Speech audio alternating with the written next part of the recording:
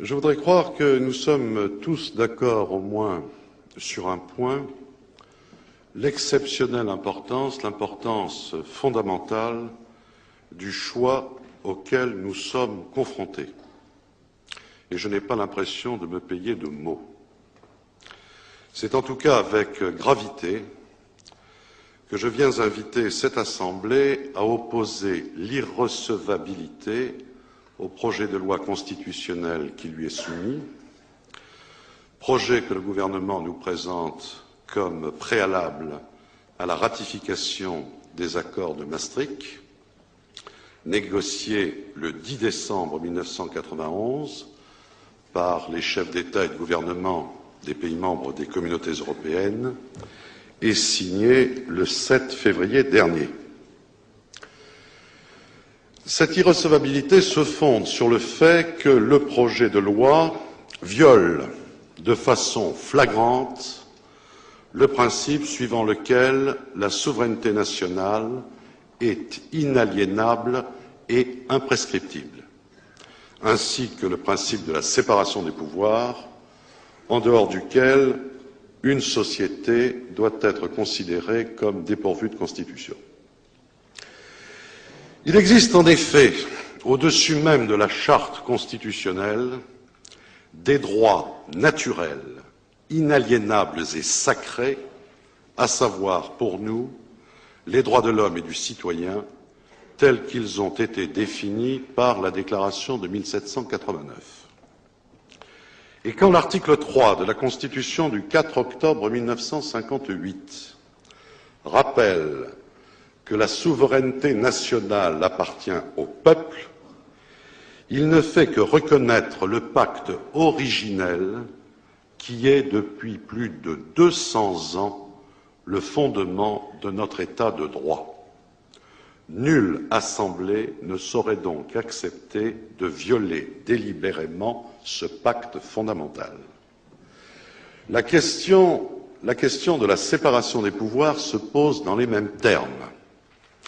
Aucune assemblée n'a compétence pour se dessaisir de son pouvoir législatif par une loi d'habilitation générale dépourvue de toute condition précise quant à sa durée et à sa finalité. A fortiori, aucune assemblée ne peut déléguer un pouvoir qu'elle n'exerce qu'au nom du peuple.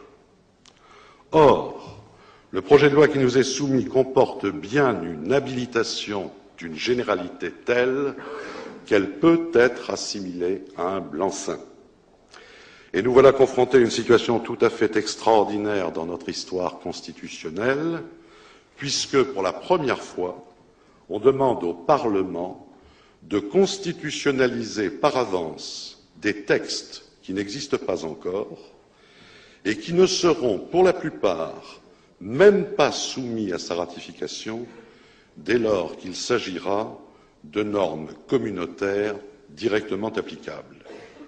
On demande donc au Parlement, qui n'en a pas le droit, rien de moins que d'abandonner sa compétence législative aux organes communautaires chaque fois que ceux-ci le jugeront nécessaire pour l'application du traité.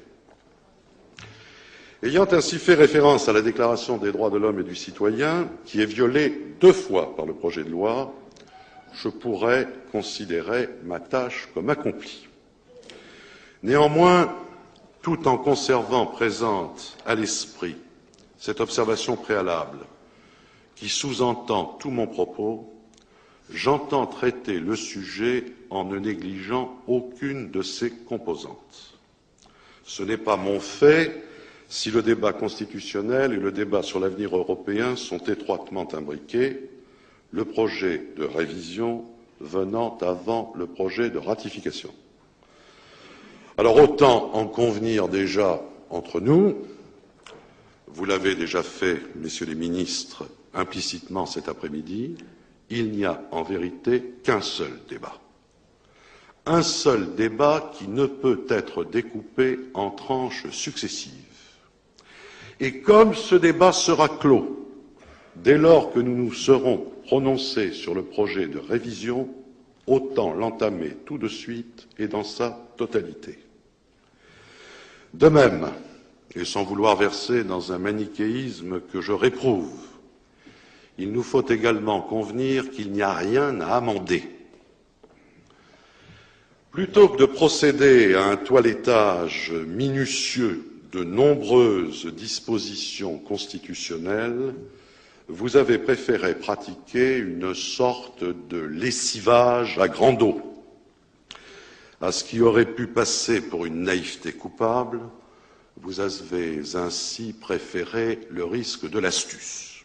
Il est vrai que sinon, vous auriez été contraint de modifier 9 articles au moins du texte constitutionnel, dont certains sont particulièrement sensibles et symboliques. Vous auriez été contraint de surcroît, et en toute logique, de déconstitutionnaliser la Déclaration des droits de l'homme et du citoyen. Vous avez reculé et l'on vous comprend.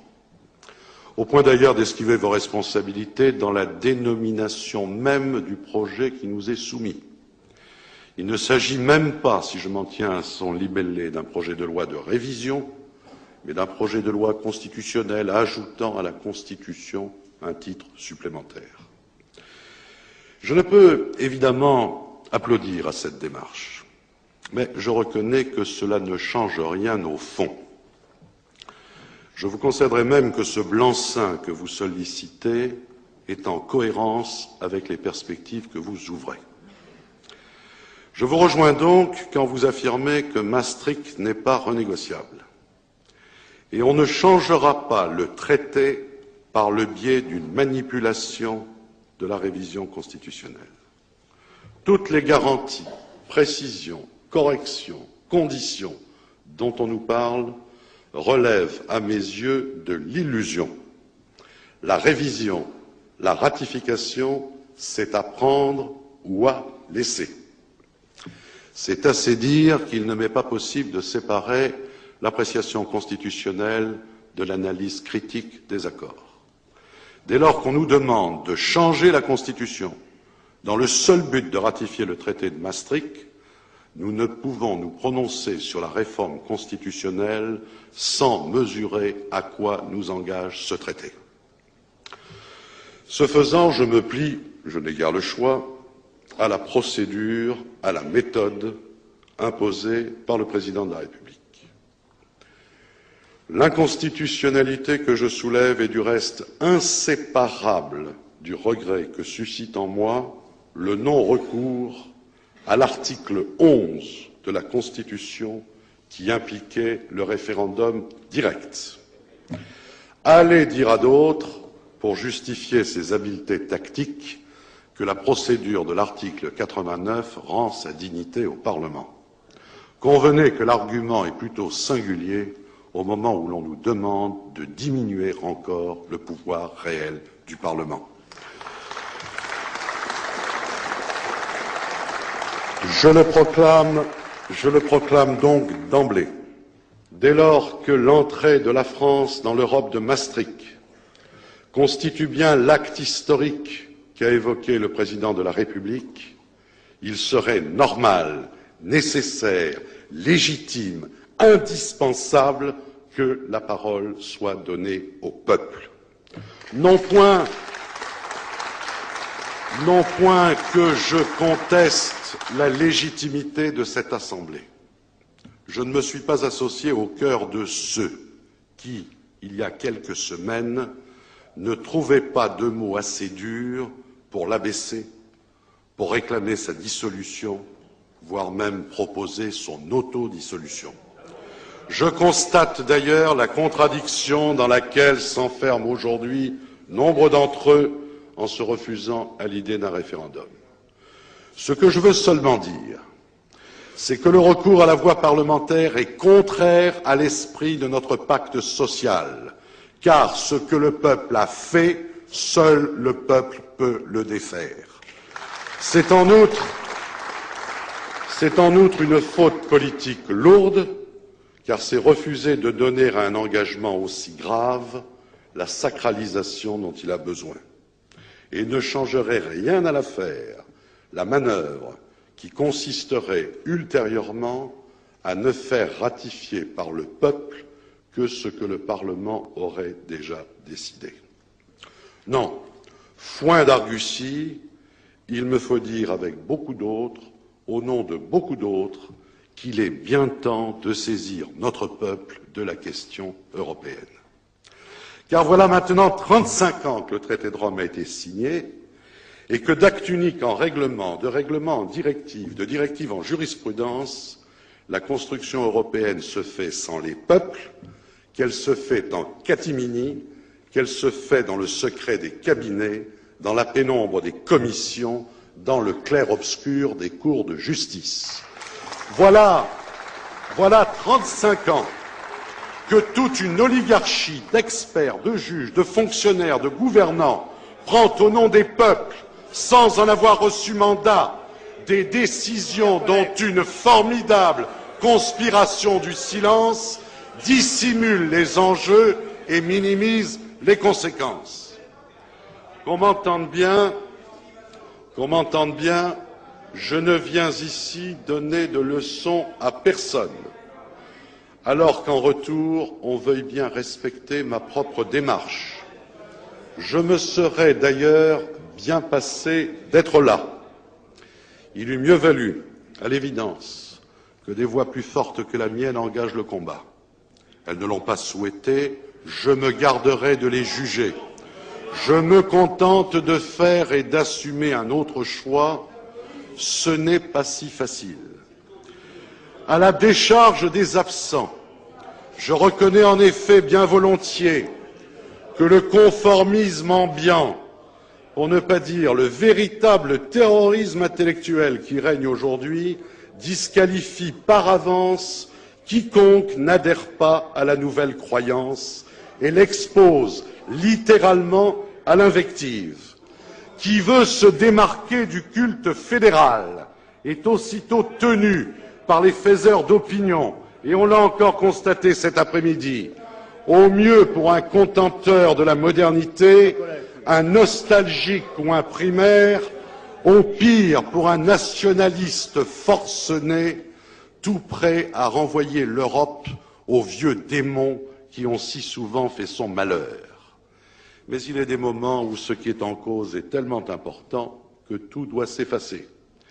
Et je ne parle pas ici au nom d'une France contre l'autre, car dès lors qu'il s'agit de la France, de la République et de la démocratie, il ne peut pas être question de la droite et de la gauche.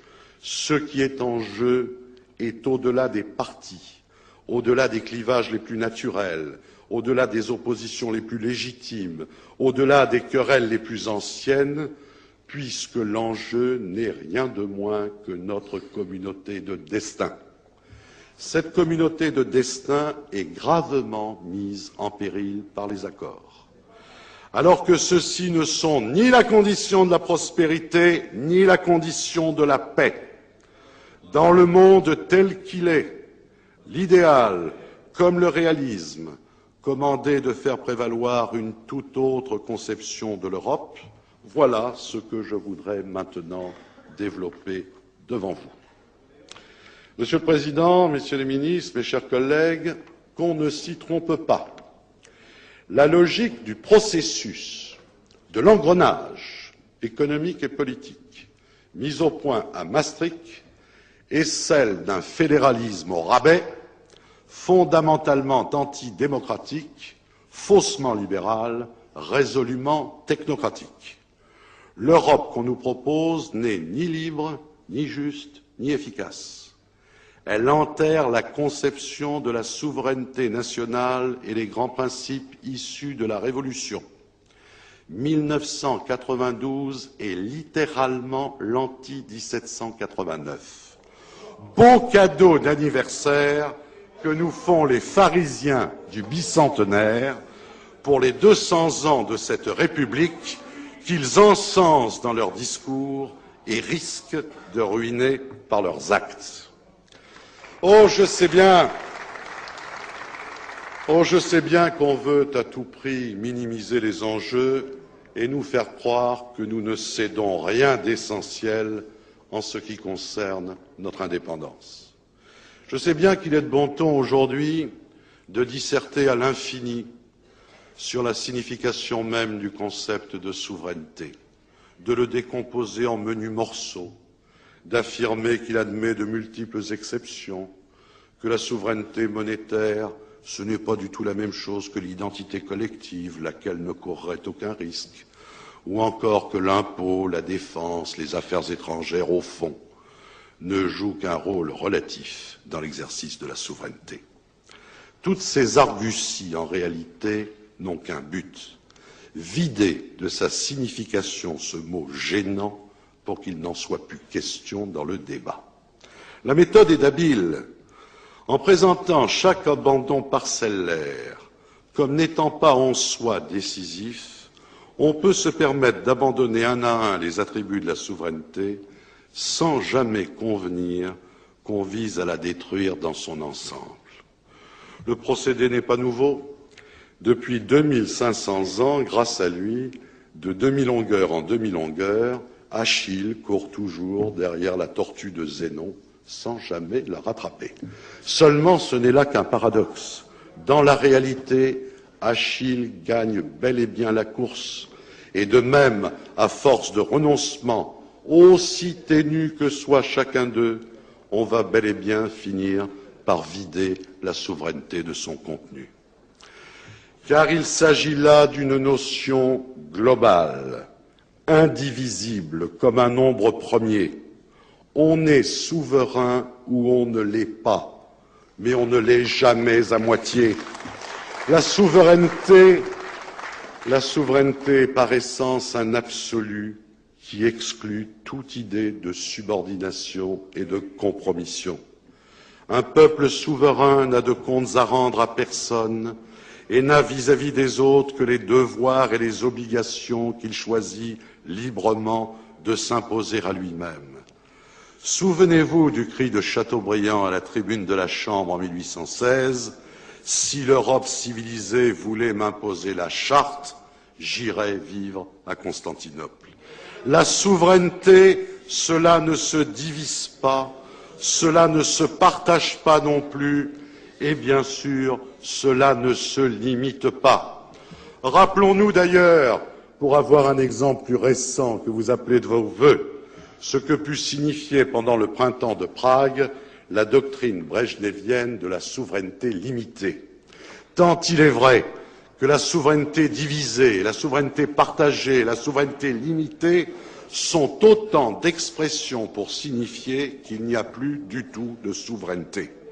Et de fait, quand on accepte de prendre des décisions à la majorité sur des questions cruciales, et dès lors que ces décisions s'imposent à tous, sans pouvoir jamais être remises en cause ultérieurement à l'échelon national, on passe clairement de la concertation à l'intégration.